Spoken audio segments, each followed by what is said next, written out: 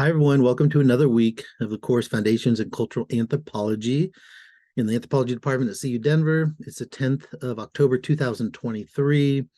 And as I said in the email message yesterday, the semester is flying by. So before you know it, it'll be Christmas break, the holidays, which something to look forward to. So I just want to say appreciate all the work you guys are doing. I know I'm a little behind on grading, so thanks for your patience. I'll get that stuff ASAP. And this is going to be on gender. So looking forward to the things that you find, identify in the readings and this presentation.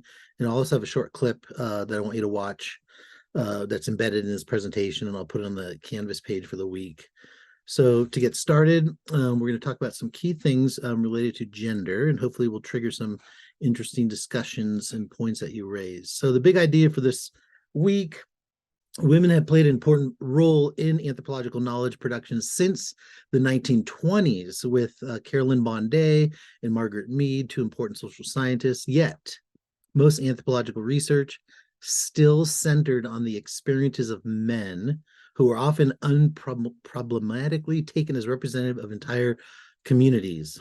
It was not until the 1970s that anthropologists began seriously theorizing gender in relation to culture, and we can all agree that there's still much more work that needs to be done.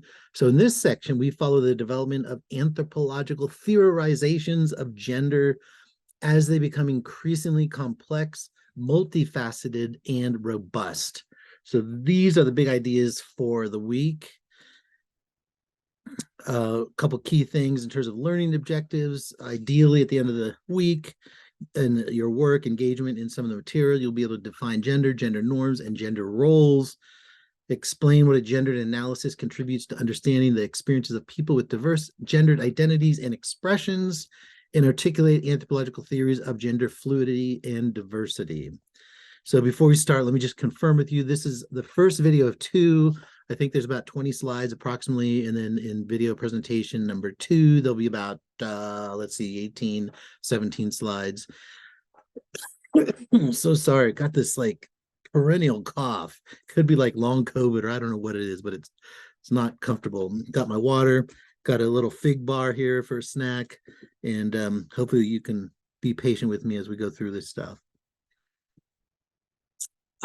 Okay, feminism in anthropology. Women not secondary to men in terms of importance. Obviously, some commonsensical stuff, but needs to be said. But central producers and reproducers of cultural life. So gender itself in our field is considered a unit of analysis. You can also say it's like a window to kind of to explore all these other issues, such as that not just add women and stir, meaning this gender approach as a unit of analysis should not be like a secondary thought or like just so like a gratuitous issue to focus on. Gendered roles and norms, for example, feminine, masculine, these are considered part of a gender approach in anthropology. Look beyond binaries and look at things as gender, sexuality, and identity. And so to get us started, we're going to talk about Eleanor, nicknamed Happy Leacock. Gotta love that nickname. And so a couple key points here. Her area of emphasis and what she's written on the origins on gender subordination.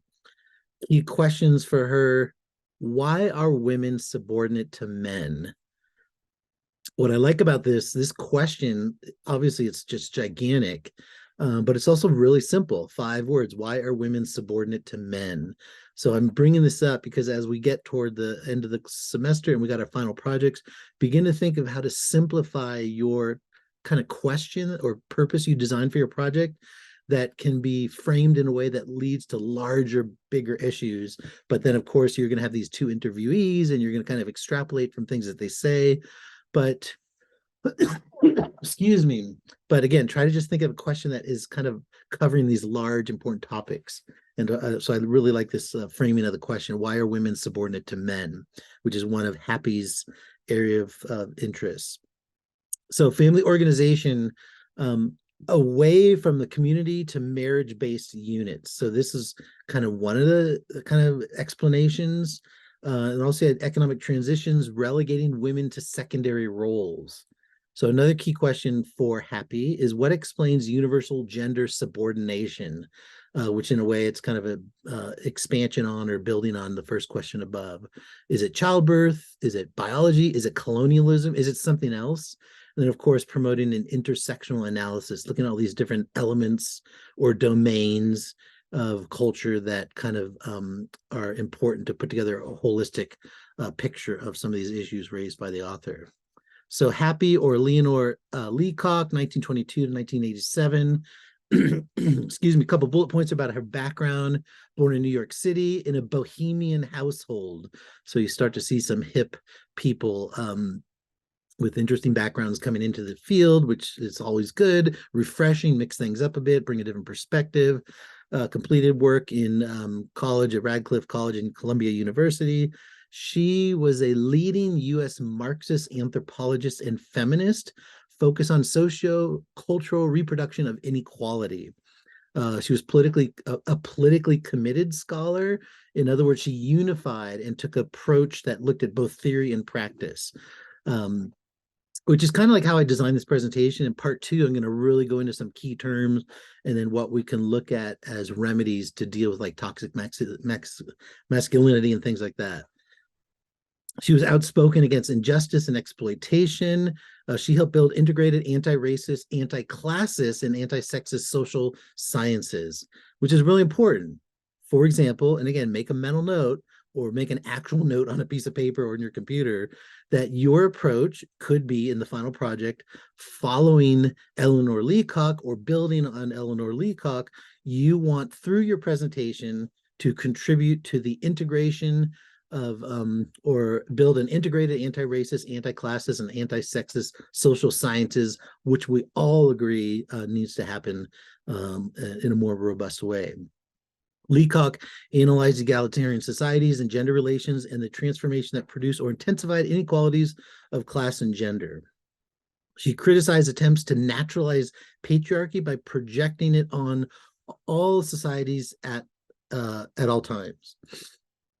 Okay, a couple key things to think about. She criticized false objectivity, and this, for people who do take a militant, activist, engaged, public applied anthropology approach, there is this understanding that, again, if you're claiming as a scholar to be objective, for her, she thinks it's just false. And that's because we just carry so much with us that even just, again, and I'm like a broken record, even just the way you frame a question is political.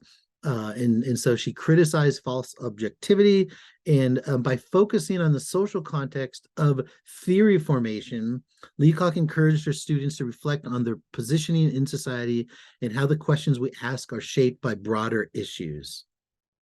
Down at the bottom here, Leacock pushed for critical reflexivity, not just as a theoretical stance, but to be true to the reflective project, one had to put it into practice, a practice that grew out of political engagement. Okay, so this is interesting. This last phrase, political engagement, this kind of separates people. Do you want to be the kind that is like, oh no, I'm going to be neutral and just kick back and not get involved, which is totally fine, not to judge people? Or do you want to really get involved, be active, be an advocate, or be an accomplice to and with the individuals that you are working with in the community or wherever you're doing your work? And so this scholar, she believes that for theory to be elevated and to be considered, you know, something that she thinks is important, that you need to be politically engaged. Again, not for everyone, but something to think about, because the larger questions are, why are we doing this? Obviously, in our society, you want to make money, you want to have a job that you like, but also ask yourself, how do you measure if you're effective in your life and in your work? And so political engagement is challenging, personally very difficult to do, but also rewarding. And if you're interested in building community and just building genuine relationships of trust, and you can deal with being in a pressure cooker and being a pincushion and deal with criticism, then this is for you. But again, not for everyone. Okay, so a couple bullet points. She challenged the view that hunting-gathering societies were male-dominated and centered on individually owned private property. There's this assumption that female subordination is natural and it derives from Western ethnocentrism and from imposing capitalist categories on pre-capitalist societies and neglecting the unique structure of primitive communism or egalitarianism. Women's role in pre-capitalist society need to be analyzed in relation to division of labor, ranking, historical, and cultural contexts. So at the very bottom, specifically, there should be attention to the particularities and to the variations in women's roles and place this in the context of history. And we also have to address the role of capitalism in changing women's roles.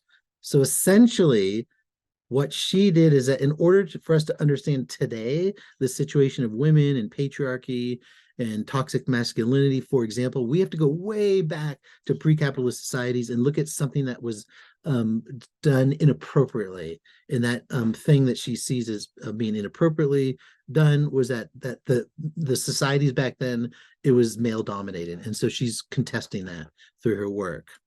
And so obviously capitalism, I don't understand how anyone could do any work in the world and not address the role of capitalism. That's my own personal view, and only because it affects everything.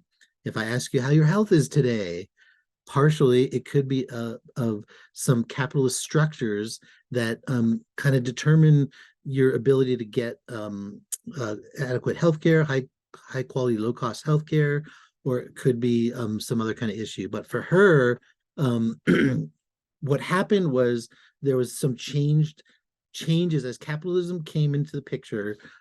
Certain things happened: alienation of labor, the individualization of the nuclear family. You had relegation of women to uncompensated domestic labor in household and to being a member of an underpaid workforce. And so in Australia, she gave examples in the society. The Aborigines used the male dominance in primitive society. So there's this research that shows, yes, according to the past researchers, that in this primitive society, and again, I'm putting that in quotes, that there was male dominance. But yet, analyses of what she did in terms of the ethnographic present, like today's kind of offshoots from this society, there's a neglect effect of genocide, violence, and alcoholism among men, and women's former importance in hunting gathering societies. So there was women very involved, but they didn't get the visibility in the research from the past. And she said they were very involved and critical to this society, which was a hunter-gathering society. So as Marxism blended together with feminism, there's a couple key developments that occurred. You had 1960s and 70s. You saw the sexual revolution in the US and the emergence of feminist movements. So this is kind of part of the context of how this stuff got pushed to the surface and how people started to embrace this approach because of the utility of it to help understand, who we are as a society and understand changes in other cultures. So she argued that women's subordination, well, first of all, feminists turned to Marxism to analyze power relations within family and society. So a key question that comes up is, how do you alter power relationships within the family? She argued that women's subordination is not universal, it's not natural, but arose with capitalism. And so she wanted, with her work, to historicize the subordination of women. So what's critical, this last bullet point, for her, women's oppression is linked to class oppression. And so she believed that women were the first oppressed class, and that's following Engels. Additionally, Engels wrote this, The Origins of the Family, Private Property, and the State, and she drew upon Morgan's, former anthropologist from the past, book called Ancient Society. So these were influences on Leacock. So we had this process where you had the development. So in other words, Leacock influenced by Engels, and in the book, Engels spells out this process. You have the development of private property that led to women's subordination. What happened, you had the overthrow of the matrilineal inheritance that meant alienation of women from owning means of production. So prior to capitalism, in many societies, you had matrilineal inheritance. That basically means in a family, instead of the men acquiring the wealth from previous generations, women would acquire the wealth. And so that's something that got decentered and all mixed up, and just it got swapped. How did this happen? So let me walk you through this approach. So you had a surplus of wealth accumulated by men, and all this is happening with the introduction of capitalism. And then you had private property. The acquisition of it led to the desire to transmit property through the patrilineal inheritance line, meaning from male to male. And then you had monogamy. So we're talking about households. Monogamy ensures undisputed paternity. And then monogamy for Leacock, not about love, but control of women. The overthrow of the matrilineal inheritance was the world historical defeat of the female sex. And you had basically alienation of women from owning the means of production. So these are like steps that kind of were systematically laid out that Leacock ran with. And so feminism in the 1970s, they were individuals who agreed with this ideology turned to Marxism for a universal explanation of women's subordination. And so quite frankly, where do you turn to be informed that where you develop an explanation of a lack of inequality among men and women, for example? So begin to think of who inspires you and surround yourself with that kind of knowledge that then is going to inform, for example, your final project. So feminists in the 1970s were interested in the ethno-historical analysis of the role of gender in pre-capitalist societies, and they believed the existing record was androcentric, focused on men or patriarchal. And so there's this examination of male bias in analysis, meaning the men were doing all the research in the past and they bring this bias with them. And so then they would make these claims that it was societies of the past that were male dominated. And then she's like, no, that's not how it was. And as we said earlier, she challenged the ethnographic present. What we see today is the historical norm. So in other words, you look at societies today that you can see the tentacles from that build and connect to the past and how they carry forward norms from the past to the present. So what did feminism add to Marx? So one main bullet point is Marx analyzed modes of production, but not social reproduction. So this is where like feminists, Leacock and others come in to look at the social reproduction that happens throughout society. And then breaking that down to the 3 bullet points, you have women serve as unpaid means of reproducing labor force in the household. You have that at a daily level, and then of course intergenerationally. Yet women's unpaid domestic labor conceals the cost of running a capitalist economy, and it raises profits for the bourgeoisie. Women's unpaid domestic labor is a gift to capitalists. A quote there that could be pretty provocative. Now we're going to shift quickly, and unfortunately, again, this presentation, which is one of 2 for this week, it's really just to augment some of the reading, and I'm unable because I want to keep these short or try to keep them short. Some scholars get superficial coverage and others get more in depth. If you find scholars that you're reading for this week are not fully covered, then by all means take your agency, apply your agency, and do a little more work if one of these scholars appeals to you. So we're going to talk about Ife Ade Amadayume. She's Nigerian, and she has this work in male daughters and female husbands.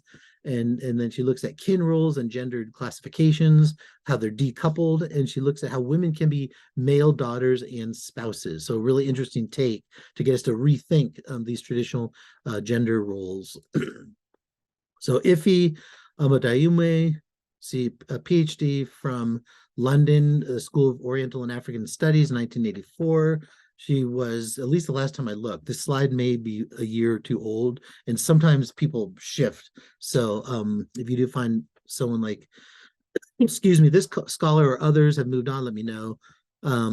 So she's a professor of religion at Dartmouth College. She conducted fieldwork among the Igbo in Nigeria. Areas of interest, and then here's a long list of things that she focuses on. Super interesting, especially if you're interested in West Africa and other issues related to African women and cosmology. couple of her books, 3 books that are pretty important and significant. I encourage you to read them, or if you want to know a little trick, especially graduate students who use this quite a bit, is look at the book reviews for the books. And then you got a nice synthesis of what the books were about.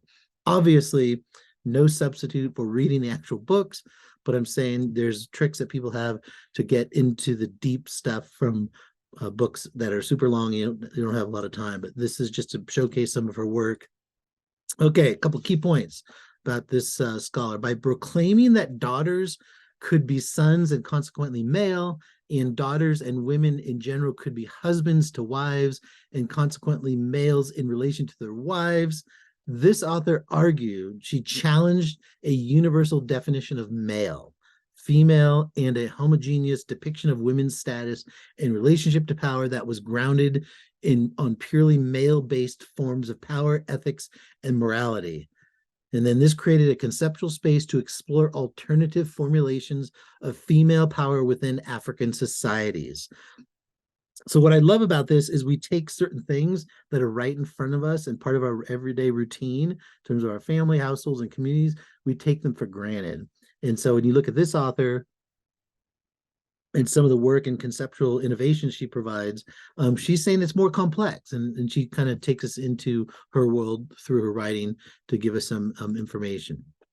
So the next couple slides go a little bit deeper into this stuff. I think it's super interesting because, again, it gets us to rethink things that we think for granted. And then just because we're in the US and the most powerful country in the world, that not everywhere is like this. And we should really think of standing back and trying to not say, hey, what's wrong with you guys? Why aren't you doing it like us? But to be a good listener or a deep listener and figure out what we can learn from other people. Okay, for her, in this book called Male Daughters and Female Husbands, and you just have a little section of it, she argues that in pre-colonial society, sex and gender did not necessarily coincide. And the fact that biological sex did not always correspond to ideological gender meant that women could play roles usually monopolized by men or classified as males in terms of power and authority over others. She showed that colonialism was an ideologically gendered project which systematically made African female power invisible while entrenching rigid dualistic Western gender categories, thus effectively foreclosing the fluidity that existed within African gendered structures that made it impossible or made it possible for women to access a wide set of social, cultural, and political power structures. Moving on, Amadaume asks, what structures allowed women to achieve the power that it's generally agreed they had? Another question, what were the effects on colonial institutions, on the old structures of the traditional society, and on women's choices and situations? What is happening to women in contemporary local politics and consequently national politics? So, one thing you should think of is that these questions will make sense after you read the material that you have assigned from this author. And then in your response paper, why don't you try to tackle one or more of these questions? So this is an option for you if you're drawn to this kind of work. And of course, address some of the other authors too, but these are very specific, tangible things that can guide your writing for the response paper for the week. Okay, more details about her approach. The author reveals how women access power through different roles based on seniority. Her work and work of others who applied her research did a couple things. Challenge the prevailing conceptions of male power forms that are entangled with static notions of culture and tradition, and that fail to recognize that female power, seniority, and flexible gender systems are deeply embedded in the social organization and fabric of Igbo traditional societies. Just so you know, and this is just to spell out the context. So Nigeria in West Africa, surrounded by Cameroon, Benin, and Niger, it has historically 3 dominant groups of people.